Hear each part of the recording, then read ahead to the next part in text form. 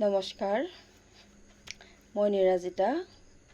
প্ৰথমে মই সদৌ অসমবাসী ৰাইজলৈ আন্তৰিক মৰম ও শ্ৰদ্ধা জ্ঞাপন কৰিছোঁ।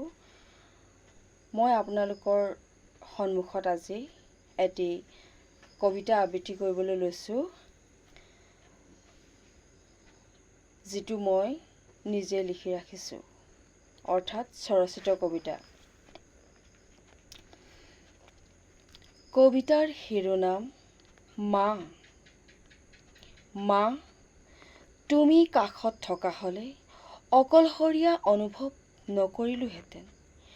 মোৰ কিয় এনে লাগে যেন মোৰ এই পৃথিৱীত তোমাৰ বাহিৰে আৰু কোনো নাই। মা, তুমি এই পৃথিৱীত নাই যদিও পলে পলে আহি মোক সাহস আৰু প্ৰেৰণা দিয়া মাথো এটি ছায়া হৈ দুচকুত ভাহি থাকা। কিয় মা? মা, তোমাৰ মৰমে মোক অন্ধ কৰি দিয়ে। কিয় মা? এনে কি আছে তোমাৰ হৃদয়ত? মা, পাৰ্শ্বত থকা তোমাৰ ফটোখনেই মোক সাহসী কৰি তোলে। তথাপি কেতিয়াবা উদাসীন হৈ পৰে দেহ মন, অনুভৱ হয় নিসংগতাৰ, যেন তুমি বহু যোজন দূৰত্বৰ পৰা তোমাৰ পৰমাত্মা জ্যোতিবিন্দুৰে মোক আলোকিত কৰিছা। মা, মোৰ সন্মুখেৰে পাৰ হৈ যোৱা দীঘলকৈ উৰণিৰে চাদৰ মেখেলা বা শাৰী পৰিধান কৰা সকলো মহিলাক মা, মা দৃষ্টিৰেই অনুভৱ হয়। কি মা, মহিলাৰ পোছাকৰ আঁৰত কলদিলীয়া খোপাৰ উৰণিতলৰ মুখমণ্ডলত কি আছে মা?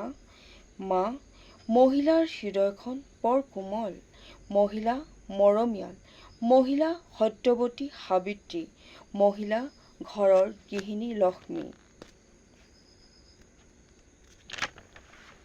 মহিলা আৰু কি হয়? মোক যদি কোনোৱে প্ৰশ্ন কৰে, তেন্তে মই গৰ্বেৰে ক'ম, মা এগৰাকী জননী, জননী জন্মভূমি স্বৰ্গাদপি গৰীয়সী। মা, তোমাৰ মা, মোৰ মা, তাইৰ মা, তেওঁৰ মা, আমাৰ সকলোৰে মা। সকলোৰে একেই তেজ, মাৰ সমান হ'ব কোন, নৈৰ সমান বব কোন। মা, তুমি মোক জীয়াই থাকিবলৈ এই পৃথিৱীৰ জ্যোতি, পৰিৱেশ, পৰিয়াল, সমাজ সকলো দিলা।